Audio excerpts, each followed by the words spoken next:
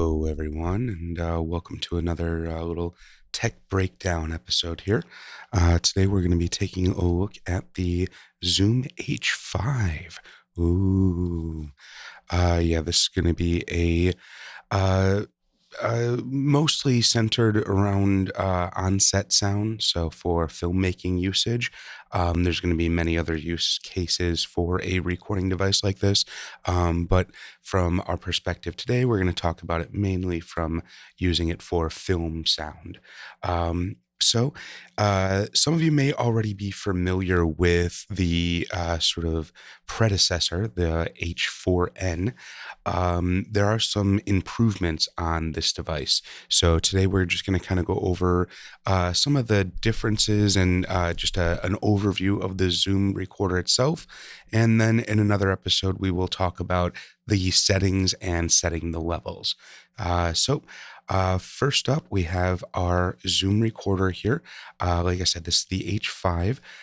Those of you that are familiar with the older one, the H4n, some things you'll notice. First off, we got these nice dials here. Those dials are so we can set the level for each individual channel. Those levels are going to be a little bit easier to set than they were on the H4, in that the H4 had like a button that you would go up and down to set the loudness of how loud each microphone was recording. So now with the knobs, we've got a little bit of a smoother transition between sound, or between levels, I should say. So you're not going to want to change a lot. So like if I was set at 6 and the actor started getting a little bit too loud, I might turn them down to like just below 5. Or if they started whispering, I might turn them up to like just below 7. But you're going to be in those ranges there. You're going to ignore these actual numbers that I'm referring to. Those are just kind of a general range or idea or reminder of where you are. You're actually going to pay attention to the levels on the meters here when we set those levels. But with this one, as opposed to the previous H4n, you can actually change those levels a little bit during the take. You want to be very delicate with it. Very small changes are going to make big changes in your recording, but it is certainly a advantage over the previous model. The other big advantage I'd say over the previous model is the preamps. So the circuitry inside of the XLR connection here is much higher quality than the previous H4n. So it's still not, Sound Devices quality or something like that, or Zaxcom, but it is certainly an improvement. So the quality that you will get out of the recording and the microphone amplification will be quite a bit improved. So we'll take just a quick tour around the machine itself. Up at the top, you have the XY module. Quite honestly, in on-set sound or filmmaking sound, I usually just remove this. I don't use this at all. It's not going to be useful for pretty much anything that we do. It's okay for like bootlegging a concert or something like that, but it's not great for on-set sound. So I usually just keep it in my case and off to the side. One thing I will mention is it does have a input for an external microphone.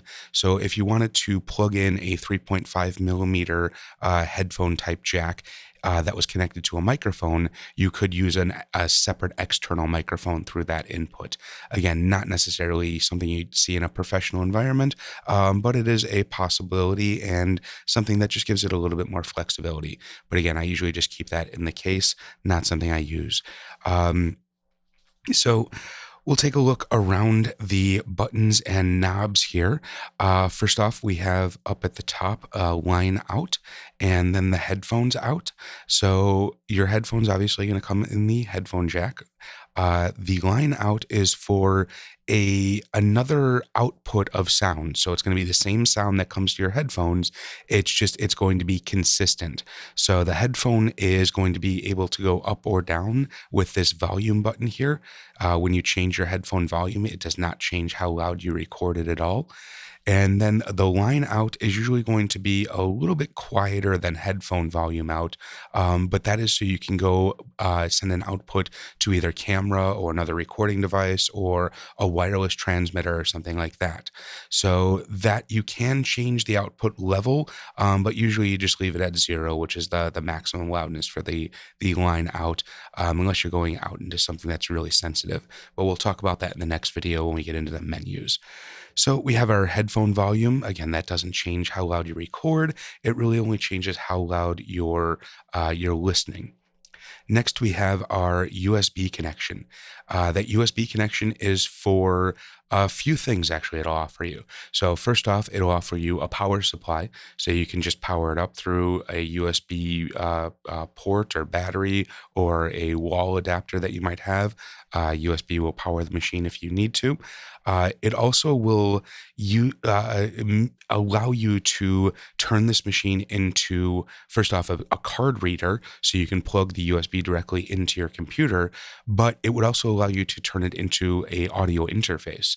So if you have a professional XLR microphone that you wanted to record directly into your computer, say through Logic or GarageBand or Audacity or SoundBooth or any of those DAW programs, you could use this machine to actually be the intermediary. So it'll basically turn your audio into your analog audio into a digital audio that the computer can understand, and you can use this as an interface.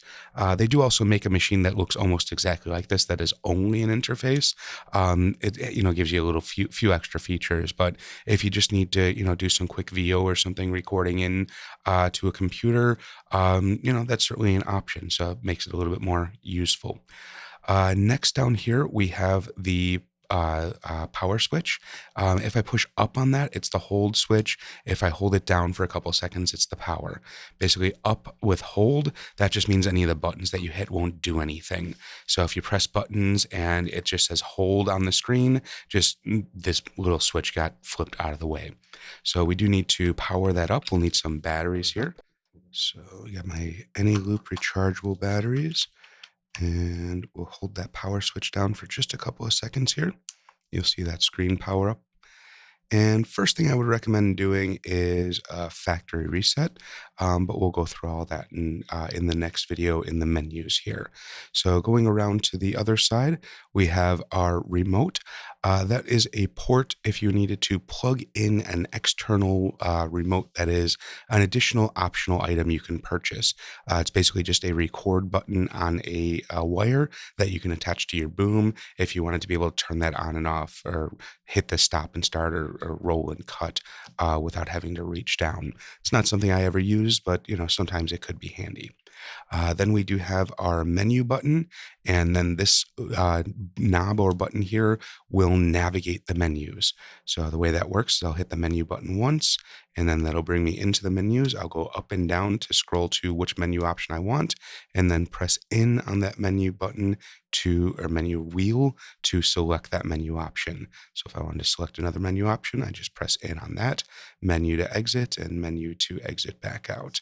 So getting back out to that main screen. Also here we do have our SD card slot. Under there is our SD card. I do recommend that you use either 8 or 16 gig cards.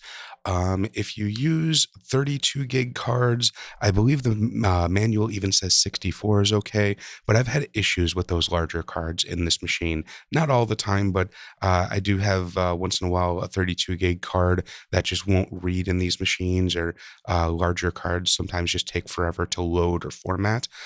So I found 8 and 16 gig cards to be the most reliable with these machines. And doing onset sound, I've never really run out of space. So 8 gig card is certainly enough to do, pretty much anything you need to do. So that's our SD card. Up in the front here, we have our levels, as we talked about earlier. Minor adjustments are going to make big changes there. And then we have these buttons here. Those are going to engage your channels. If I did have the microphone module up at the top here, I could engage the left and right channels. but without that microphone module, it won't allow me to engage those. That's part of the reason that I take that off, so I don't accidentally record everything through the wrong module up here. So it is possible that if you're not paying attention, you could be recording through the microphones up here rather than your boom that's connected down here. So another good reason to just not have that mic up there. It won't allow you to turn those on. You do need to make sure that the lights are on though for your channel 1 and channel 2. So if you're recording into channel 1, you need to make sure that that light is on. We also do have the record button, pretty self-explanatory. You hit the record once, it'll start recording. You'll see the timer counting up, so you know that you are actually recording. Hit the stop button to stop that recording. If you are recording and you hit the record again, it will stop the recording as well. If you are recording though and you hit the pause or play, it will put a mark in that recording.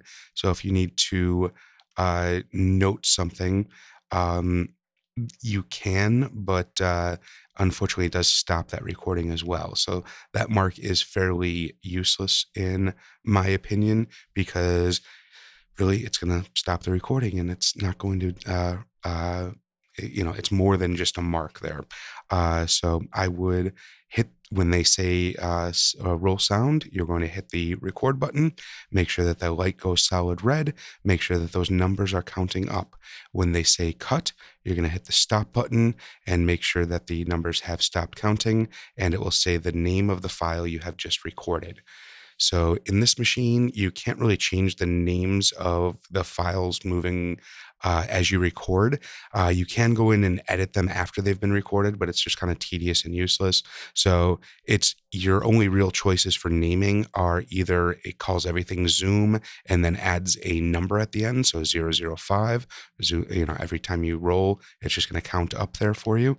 Or you can also change that to date so that all of your file names are the date and time that you recorded. Totally up to you. They're both, equally useless. So, just make sure you're filling out a sound report. Makes things a lot easier for your editor.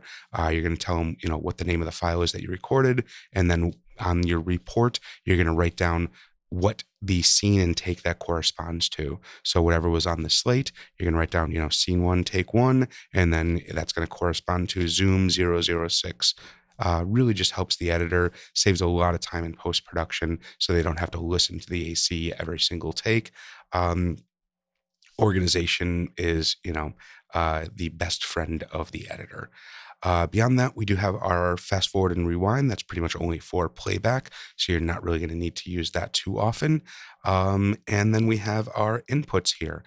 We do have it's a combo jack, XLR or 1/4 inch. So you could plug a microphone or an instrument directly in. Either one is going to work equally well. So hopefully that little overview was helpful, and you have an idea what the buttons are and what they do. Join us in the next video, and we will go over all of the menu options and what you need to set in order to get yourself ready to go on set. If you have any questions, please go ahead and drop it in the comments. Otherwise, like, subscribe, check out all the other videos, and we'll see you next time. Thanks for joining us. This has been a presentation of the Fallcast Networks, fallcast.com. Join us, won't you?